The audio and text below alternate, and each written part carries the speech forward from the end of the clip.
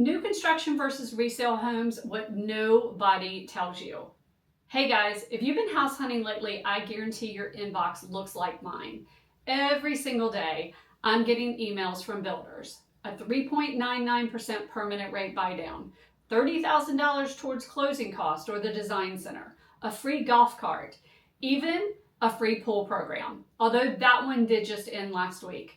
And if you're like most buyers, you're looking at that and thinking new construction is the obvious winner, right? Brand new, nobody lived in it, I can design it exactly how I want. But here's what almost nobody is talking about and what they're telling you. There's a hidden cost on both sides of this decision. And if you don't factor it in, you can end up paying way more than you ever thought, no matter which one you choose. So today, I want to break down the real numbers behind new construction versus resale, so you can actually make this decision with your eyes wide open. Right now in Wesley Chapel, Tampa Bay, builders are competing hard, especially in Wesley Chapel, Riverview, Zephyrhills. They are competing very hard with each other. So these incentives are great for buyers. Rates are still a pain point for a lot of buyers. So they're throwing incentives at you to get you in the door. And honestly, some of these incentives are incredible, but incentives are marketing. My job is to help you look past the marketing and understand what you're actually getting and what you're actually going to pay for. So let's start with new construction, because this is where excitement is right now. It's brand new. That kitchen looks amazing. Who wouldn't want that? Builders are offering permanent rate buy downs. I'm seeing offers around 3.99% right now, which the market rate is sitting about 6.5%. So that's a big difference. That's a massive monthly payment difference. On top of that, they're offering $30,000 towards closing cost or at the design center. Free upgrades, free golf carts. A few weeks ago, there was even a free pool program running. That one's already gone, which tells you how fast things are changing right now. If you're watching this and thinking about new construction, the incentives you see today might not be there next month. So timing really does matter. And I get it. When you see that, it feels like a no-brainer. But here's the piece I want you to really listen to, and those incentives are almost always tied to using the builder's preferred lender. And for a lot of them, they're tied to you spending more money in their design center. So before you get too excited about the incentive, ask what strings are attached. You might have to spend more at the design center than you wanted, and you might have to use their lender, not your own. So here's what that actually costs you if you skip it. So let's say you want to shop around and use your own lender instead of the builders, because maybe you can get a better rate somewhere else. A lot of buyers don't realize that closing cost credit, that the design center money, it's not free money for you to keep no matter what. If you don't use the builder's preferred lender, you can lose that incentive money completely.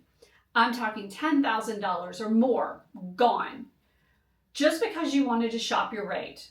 So when you're comparing your own lender's rate against the builder's incentive, you have to do the real math. Sometimes your outside lender's better rate still beats it. Sometimes it doesn't.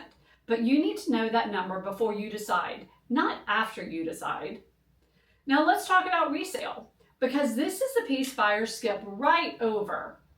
When you're buying a resale home and a lot of the expensive stuff is already done, and I mean already done. So think about a pool, think about a lanai, think about if you want a brand new construction without one and you decide later you want to put it in, you are looking at $80,000 to $100,000 for a pool.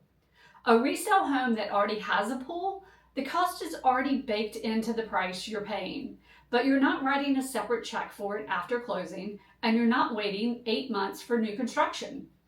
The same story with an enclosed patio. That's roughly $20,000 to add after the fact. Irrigation system and a full sprinkler system. Some builders just put sprinklers in the front yard, not in the back. In Florida, we need that. That could be another $5,000 to $10,000. Talk about window treatments, blinds, shade, plantation shutters, everything actually installed and finished. Another chunk of money most buyers don't think about until they're standing in their empty house with bare windows. Add that up. Pool, patio, irrigation, window treatments. That's just the start. That's well over $100,000 in improvements that a resale home may already have, and that a lot of buyers completely forget to factor into their comparison. They see the sticker price on the new construction and they see the sticker price on resale, and they think they're comparing apples to apples, but they are not. Here's my other tip. New construction or even resale, do not skip the inspection. Even brand new construction needs an inspection. I've seen it firsthand. We had a rag stuffed down the inside of a bathroom shower pipe in a brand new home. Luckily, we caught it because it could have been a major flood. We've seen roofs that weren't strapped down correctly. These aren't tiny cosmetic things. They're the kind of issues that cause real problems down the road. And the builder's not going to catch their own mistakes all the time. It never hurts to have an extra set of eyes looking out for you, the buyer, not the builder. And that's the real big point here. You need your own home inspection. When you're buying new construction, the sales rep sitting in that model home works for the builder. That's who they represent. That's who pays them. When you bring in your own realtor into that process, you have somebody whose only job is to advocate for you, reviewing the contract, walking the inspection with you, helping you at the design center, catching the things that aren't in the builder's interest to point out. You wouldn't go to court without your own attorney representing you. So why would you make new construction any different? There is no difference. Now let's talk about the design center. Now here's the flip side, and I think this is actually the most important part of this whole conversation. When you buy new construction, yes, the design center can be expensive and fun. And yes, it can lock you into decisions before you've even lived in the house. And it really depends on the builder. Some of them barely give you any choices at all. Everything is pretty much decided for you. You might get to choose white cabinets, brown cabinets, or black cabinets. That's pretty much it.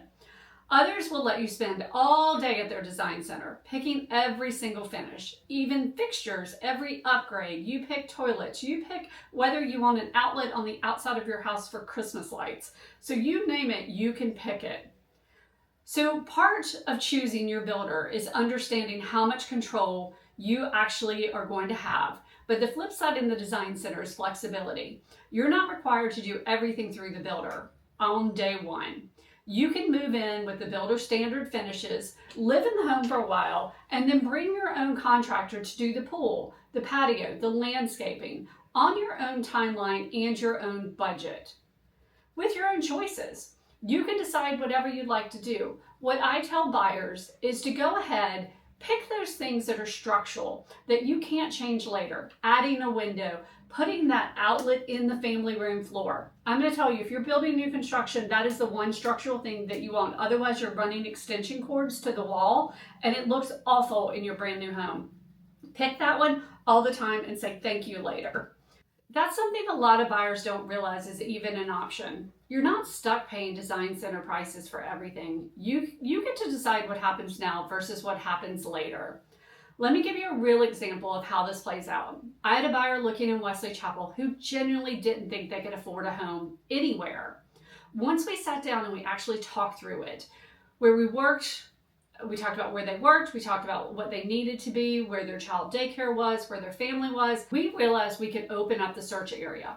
We ended up in North Pasco, out towards Spring Hill, and found a builder building on individual lots, not inside a big community, so there was no HOA, no CD fee, eating into their monthly budget. Between the builder incentives and the first-time buyer program, that home became affordable in a way it never would have in Wesley Chapel. Sometimes getting into new construction isn't about the first neighborhood you had in mind. It's about getting creative with location, incentives, until these numbers actually work for you. So how do you actually decide? Here's how I walk my clients through it, because it really comes down to who you are and what season of life you're in. If you're relocating to Wesley Chapel for a job and you need to close fast, resale is usually your friend. Sometimes builders do have inventory homes that can be ready on that timeline, but you don't have to wait for everything to be built. And everything is done. The patio could be done. The pool is done. The landscaping. Everything that you need is move-in ready. If you're a retiree, getting close to it. And what you want is low maintenance so that you can travel and you want predictability, new construction can be worth it for that builder warranty alone. You're not chasing down surprise repairs on a 15-year-old AC unit in your first year of ownership. And if you're younger, maybe first-time home buyer, and you've got some time and some vision and new construction lets you build equity your way, you choose the finishes. You're the first one to live in every inch of this house, and you can add things like that pool or the patio later on your own schedule. Just make sure that you're comfortable with that mortgage payment before you start adding the pool and things of real expense. None of these is automatically the right answer. It depends on your timeline, your patience for the build process, and what you value more, move-in ready value or the ability to design it yourself. At the end of the day, this decision isn't about which house is shinier. It's about which house actually costs you less and gets you what you need once you add up everything, the purchase price, the incentives, and what you have to spend later to get what you want. If you're weighing new construction and considering it, please drop a comment below. We have a new construction guide that we would love to get out to you.